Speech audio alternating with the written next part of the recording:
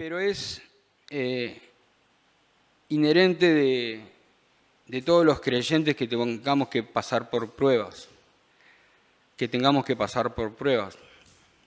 Entonces viene la prueba, entonces viene el momento de dolor, viene el momento difícil, viene la injusticia, viene la tentación.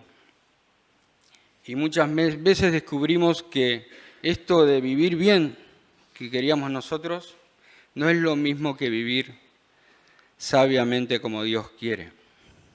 A veces en esos momentos aparecen preguntas en nuestras vidas humanas, como ¿por qué me está pasando eso? ¿Dios está en medio de esta prueba o Él me dejó acá y se fue? Porque parecería que esto no termina más. ¿Por qué sigo luchando siempre contra la misma tentación? ¿Por qué no puedo vencer contra esto? ¿Será que Dios tiene algo que ver en todo esto que me está pasando?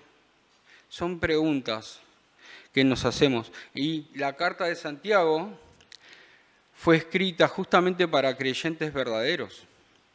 Eran creyentes, eran personas de fe, que estaban atravesando dificultades, que estaban atravesando tentaciones reales.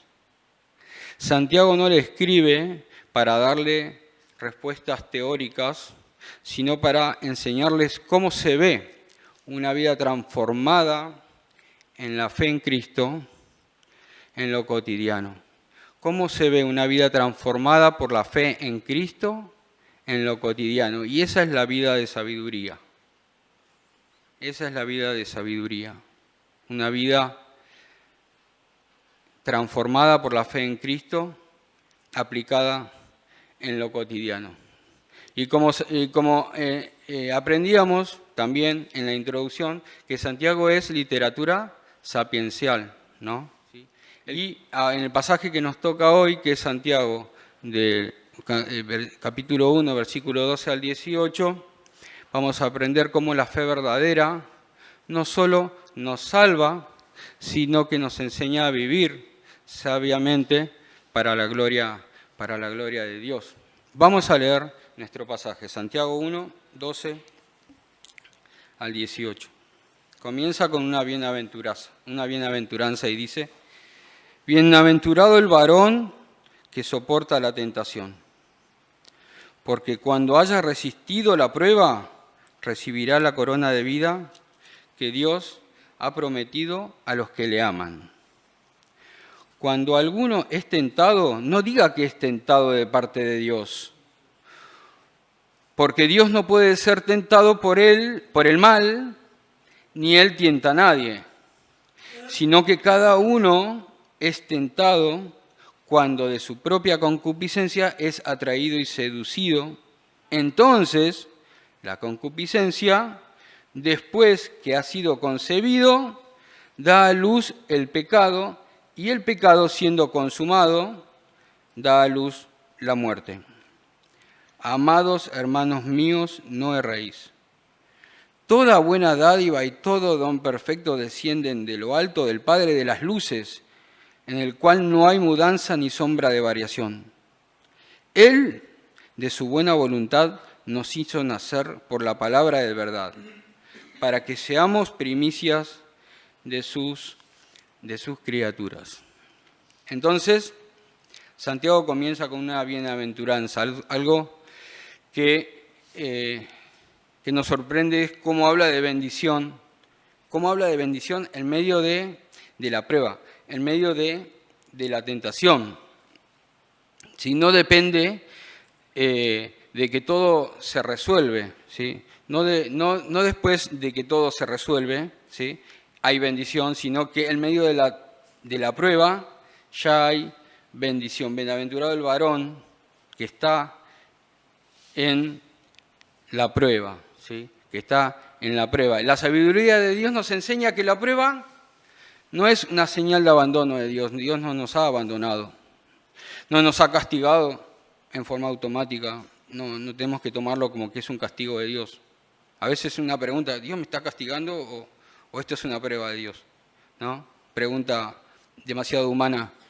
sino es un espacio que Dios permite en nuestra vida para que nuestra fe que sea confirmada, como los metales preciosos que son puestos en el fuego para que brillen más, para que su pureza se resplandezca, ¿sí? Para que tenga ese valor que tiene, que tiene adentro, ¿no?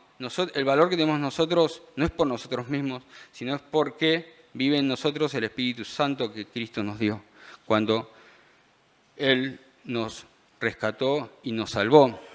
El sabio no interpreta la prueba solo desde el presente, sino desde una esperanza futura. Al principio la prueba es para sufrimiento. De hecho, la prueba se caracteriza por el sufrimiento. La prueba no se caracteriza por algo, por una satisfacción inmediata, como si es la tentación. La tentación tiene esa característica. Hay una satisfacción inmediata, que el fin va a ser la muerte. Después lo vamos a leer.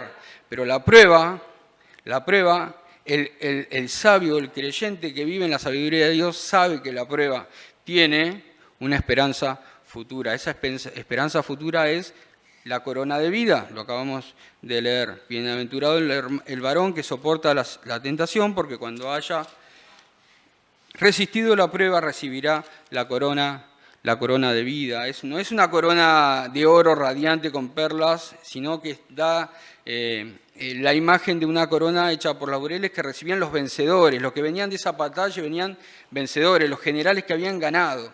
Ellos recibían una corona de laureles. Eso significaba que esa persona había vencido, que había sido aprobado en su accionar, en medio de la batalla. Entonces Santiago no dice que la perseverancia nos gane la vida eterna. Santiago dice que la perseverancia evidencia la fe real, una fe que ama a Dios, una fe que confía en Él cuando las cosas más duelen, cuando las cosas son cada vez más difíciles, ¿sí? Eso es la perseverancia. Fijémonos cómo empieza el pasaje. Dice que bienaventurado el varón que soporta la tentación, porque cuando haya resistido la prueba, uno pensaría que es la misma, que tiene el mismo significado, tanto tentación como prueba, pero ahora vamos a ver que en realidad no es así. La tentación se debe soportar, se debe resistir y se debe huir, ¿sí? Y la prueba se debe aprobar. Por eso Santiago no concluye acá este tema para poder definirlo en los versículos siguientes. La vida sabia no huye de la prueba, no se endurece, no se amarga. La vida sabia persevera confiando, sabiendo que Dios sigue siendo fiel. Dios sigue siendo fiel y que la historia no termina con el sufrimiento, sino con esta gloria futura en donde ya no habrá más llanto ni sufrimiento allí en la eternidad con el Señor. Mateo 5:10 el Señor decía, bienaventurados los que padecen persecución por causa de la justicia, porque de ellos es el reino de los cielos. Bienaventurados sois cuando por mi causa os vituperen, os persigan y digan toda clase de mal contra vosotros mintiendo. Gozaos y alegraos, ¿sí? Porque vuestro galardón es grande en los cielos. Cuando Luciano nos enseñaba de que debemos gozarnos en las pruebas, no nos gozamos porque estamos sufriendo, nos gozamos porque nuestro galardón es grande en los cielos. ¿Sí? Nos gozamos porque nuestro galardón es grande, nuestra recompensa, nuestra alegría es grande allí en los cielos. Somos herederos de esa corona. Somos herederos de esa corona de victoria. ¿Sí? De esa corona de victoria de aquellos que pueden pasar, que pueden ser fortalecidos y ser aprobados en la prueba. Y si hijos, también herederos, dice Romanos 8:17, herederos de Dios y coherederos con Cristo. Y si es que padecemos juntamente con Él, para que juntamente con Él también seamos glorificados. Juntamente con Él también seamos glorificados. Y Pablo le decía a Timoteo, en 2 Timoteo, he peleado la buena batalla, he acabado la carrera, he guardado la fe. Por lo demás me está guardada la corona de justicia, la cual me dará el juez justo, el Señor juez justo en aquel día. Y no solo a mí, sino a todos los que aman su venida. En segundo lugar, el sabio, ¿sí? El creyente que quiere vivir sabiamente en la sabiduría de Dios, piensa correctamente sobre Dios en medio de la tentación. Santiago acá tiene que ser muy categórico y duro y tiene que cortar este problema. Estos hermanos estaban teniendo problemas con la tentación y le estaban echando la culpa a Dios, ¿sí? De que Dios era el origen de la tentación, ¿sí? Y que ellos por eso ellos pecaban. Entonces tenían esa dificultad teológica, ¿sí? Y por culpa de esa dificultad teológica y de esa niñez espiritual, ellos no podían diferenciar si lo que le estaba pasando era de Dios o era un problema de ellos mismos, y Santiago se los tiene que explicar, ¿sí? Dice el versículo 13, cuando alguno es tentado, no diga que es tentado por parte de Dios, porque Dios no puede ser tentado por el mal, ni Él tienta a nadie, ¿sí? Hace una aclaración fundamental. Cuando somos tentados, no debemos decir que Dios nos tienta. ¿Por qué dice esto? ¿Sí? Porque una fe inmadura, cuando sufre o cuando cae, tiende a distorsionar el carácter de Dios. Y luego vamos a explicar el carácter de Dios, que es lo más importante de esta porción, cómo es Dios, ¿sí? Cómo es Dios. Si tenemos claro cómo es Dios, entonces no vamos a tener problemas. No vamos a tener problemas de cómo vivir sabiamente en medio de la tentación y en medio de la prueba. La sabiduría comienza con una teología correcta. Mi pensamiento, si pensamos mal acerca de Dios, inevitablemente vamos a vivir mal. Inevitablemente vamos a vivir mal. Santiago nos recuerda que Dios es absolutamente santo, ¿sí? Dios no seduce al mal. Dios no empuja al pecado. Dios no juega con nuestra debilidad, ¿sí? Cuando vamos a la Escritura, si queremos conocer cómo es Dios, obviamente, hermanos, tenemos que ir a la Escritura. Si no leemos la palabra de Dios a diario, no creo que podamos vivir sabiamente, y creo que todos acá queremos vivir sabiamente o queremos ser sabios, ¿no? Una cosa es quién quiere ser sabio y otra es quién es sabio. Bueno, leamos más la Biblia para poder conocer el carácter de Dios y cómo es Dios. Habacuc 1:13 dice que muy limpio eres de ojos para ver el mal, ni puedes ver el agravio. Salmos 5:4 dice, porque tú no eres un Dios que se complace en la maldad, el malo no habitará junto a ti. 1 Corintios 10:13, no os ha sobrevenido ninguna tentación que no sea humana, dice. Pero fiel es Dios, miren, la tentación, ahora lo vamos a ver, viene del hombre, viene del interior del hombre. El pecado se gesta allí, ¿sí? Pero fiel es Dios. Miren qué amor que tiene Dios. Que no os dejará ser tentados más de lo que podáis resistir, sino que dará también juntamente con él con la tentación la salida para que podáis soportar. Bienaventurado el varón que soporta la tentación. Una vida sabia deja de culpar a Dios por la tentación, porque peca, porque cae, ¿sí? Y empieza a asumir la responsabilidad que tiene él delante de Dios. En tercer lugar, entonces el sabio debe reconocer cuál es la raíz del mal, cuál es la raíz del pecado. Leamos Santiago 14 y 15, 1, 14 y 15. Sino que cada uno es tentado cuando de su propia concupiscencia es atraído y seducido. Entonces la concupiscencia, después que ha concebido, da a luz el pecado, y el pecado, siendo consumado, da a luz la muerte. Aquí Santiago entonces va al corazón del problema. Fíjense, ¿sí? Dios no es el que tienta. Dios va a proveer pruebas para que nuestra fe sea fortalecida y resplandezca y seamos aprobados, ¿sí? Pero las tentaciones nos vienen de Dios. Las tentaciones vienen del interior. Y es claro cómo acá describe un proceso de 4 etapas. La primera etapa es el origen, y el origen es interno, ¿sí? Cuando uno, no dice si alguno es tentado, como que no. Dice cuando uno, o sea, es algo universal, ¿sí? Es algo que tiene responsabilidad individual y que elimina cualquier excusa delante de Dios, ¿sí? Cualquier excusa delante de Dios. Cuando uno es tentado, ¿sí? Por su propia concupiscencia, ¿sí? ¿Qué es la concupiscencia? Es el deseo desordenado. Es un deseo intenso, realmente es intenso, es un anhelo que domina la mente, el corazón, el cuerpo, los miembros. Generalmente está orientado ¿hacia dónde? ¿Hacia Dios? No, está orientado hacia uno mismo. Quiere satisfacer el yo, ¿sí? Quiero satisfacerme a mí mismo y está totalmente desconectado de la voluntad de Dios.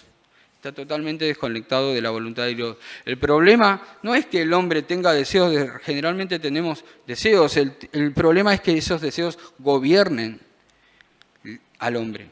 El problema es que esos deseos gobiernen al hombre, y ahí está el problema, cuando gobiernan al hombre, porque cuando gobiernan al hombre empieza toda esta cascada, ¿sí? Toda esta cascada hasta la muerte. Y Satanás va a poner justo el anzuelo para engañarnos. Justo va a poner el anzuelo para poder engañarnos. Es algo deseable, ¿sí? El deseo responde al estímulo externo. Luego viene la tercera etapa, la gestación, el nacimiento del pecado, ¿sí? Y aquí Santiago cambia de metáfora y ahora dice que después que ha sido concebido, ¿sí? El acto inicial es interno, ¿sí? Hay consentimiento del corazón. Sí, yo esto lo quiero hacer. Yo quiero esto. ¿Por qué? Porque tengo un deseo y quiero satisfacerlo ahora, ya. ¿Sí? Hay un deseo. ¿Sí? Y hay una decisión previa a un acto visible. ¿Sí? O quizás un pecado invisible, pero es visible para Dios. Sí, hay una decisión previa. El pecado no comienza en la acción, sino que comienza en el consentimiento interno. Y luego da a luz el pecado. El pecado es presentado como una especie de hijo, ¿no? Da a luz el pecado, el resultado natural del deseo aceptado, ¿sí? Bueno, este deseo yo lo quiero cumplir, lo voy a aceptar y lo voy a ejecutar, ¿sí? El acto pecaminoso no es un accidente, es el resultado del deseo aceptado. Y por último, la etapa de la consumación y la muerte. El pecado siendo consumado, ¿sí? O sea, llevado a la plenitud, completado, desarrollado sin freno, sin ningún freno, entonces produce la muerte, da a luz la muerte. No es solo cometer un pecado, sino es permitir que gobierne el pecado, ¿sí? Que gobierne el pecado mi vida, ¿sí? Y que viva una vida de pecado, ¿sí? ¿Y la muerte qué significa? Y la muerte significa que he perdido la comunión con Dios, que he ofendido a mi Salvador, que he ofendido a mi Creador, ¿sí? Que estoy triste, que como decía el salmista, desfallecieron mis huesos, ¿sí? El pecado promete vida, pero engendra muerte. Fíjense en ejemplos bíblicos de la Biblia.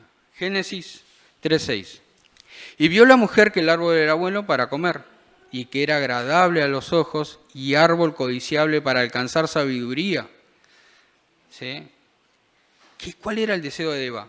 Sabiduría. Quiero ser sabio, quiero saberlo todo, quiero ser como Dios.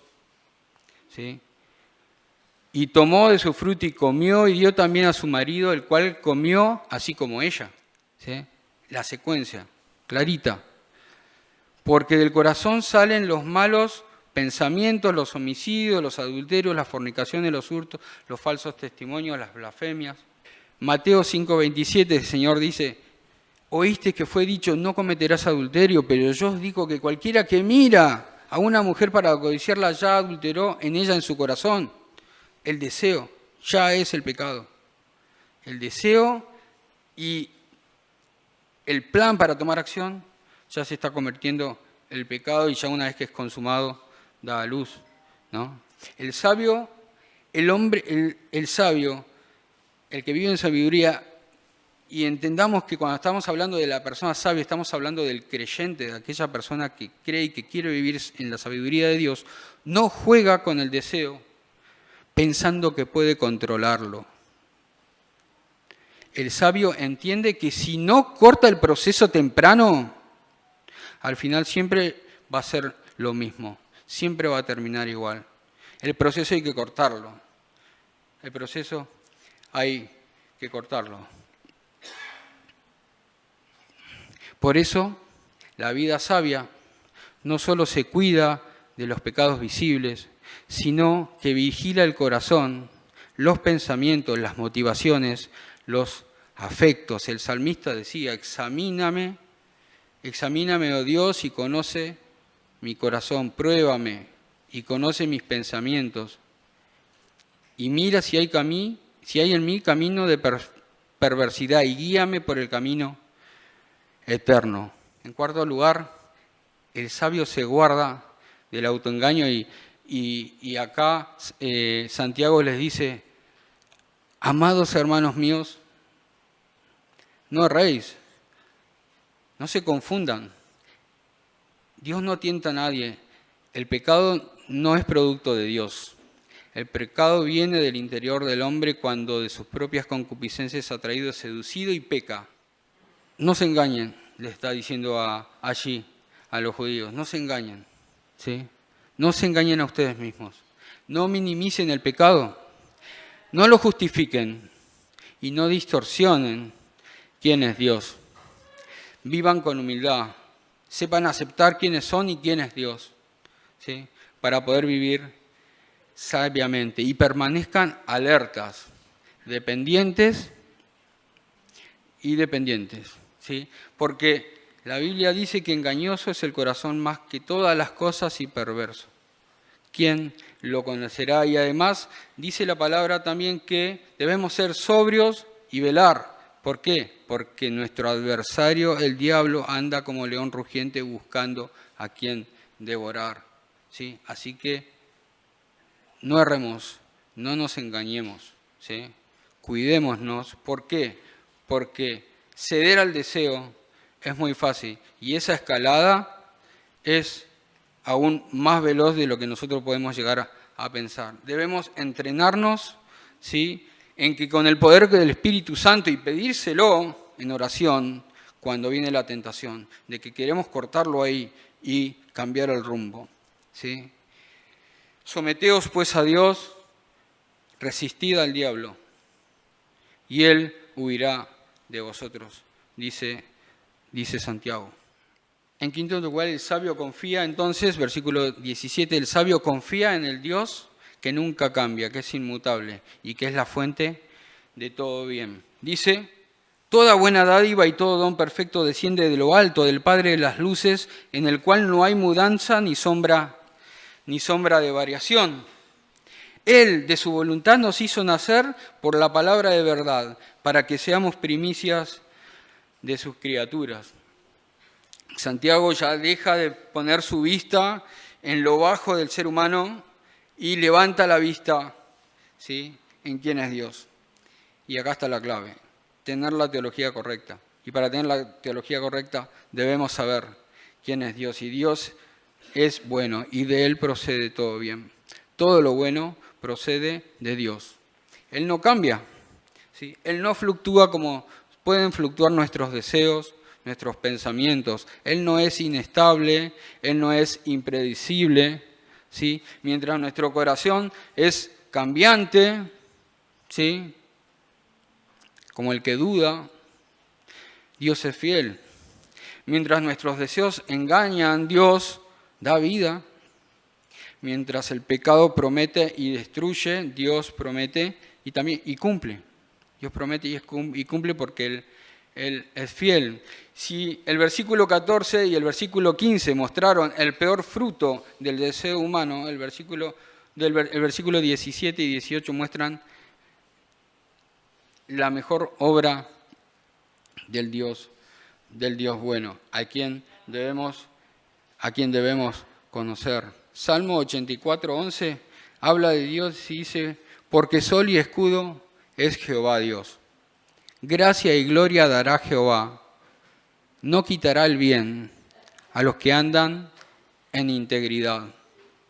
¿Sí? A pesar de nosotros, Él es sol, Él es escudo para nosotros.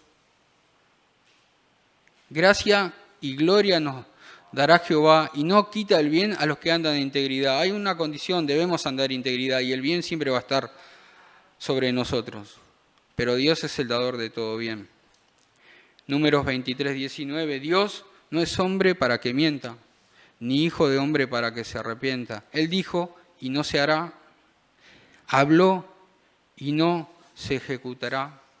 Porque yo, Jehová, no cambio, dice Malaquías. Entonces la vida sabia, la vida que queremos transitar en esta vida como sabios, descansa en quién es Dios. Descansa en quién es Dios y no descansa en las circunstancias que nos pueden estar rodeando. Romanos 8:28 dice: y sabemos que a los que aman a Dios, todas las cosas les ayudan a bien. Esto es a los que conforme a su propósito son llamados. Todas las cosas, aún las cosas, las pruebas duras y difíciles, sí, porque todas las cosas ayudan a bien. Porque todo lo que proviene de Dios para nosotros es bueno, aún lo difícil. Porque aún nosotros, siendo pecadores, salvados y que podemos caer, ¿sí?, como vencedores y como aprobados, Él nos promete una corona de vida, más allá de nosotros. ¿Por qué? Porque Él es soberano, porque Él es fiel, porque Él es misericordioso, porque Él es bueno, porque Él es un Dios de amor. Y nos ama y por eso nos da todo bien. Y además, para ir terminando, el sabio vive desde una vida nueva y esa vida nueva la da Dios. La da Dios. Entonces hay algo fundamental acá, que la vida sabia nace desde una vida nueva. Desde una vida nueva. No vivimos sabiamente para poder alcanzar la salvación. Vivimos sabiamente porque hemos sido hechos nuevos por Dios.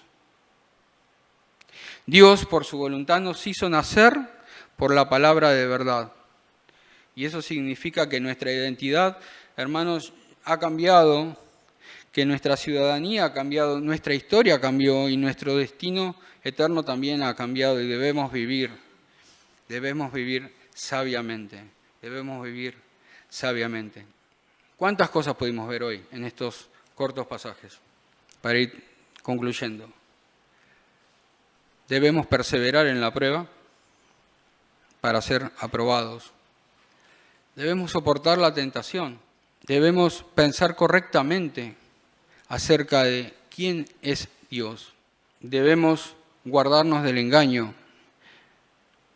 Debemos evitar minimizar los deseos que pueden haber en nuestro corazón, que eso nos puede llevar a pecar.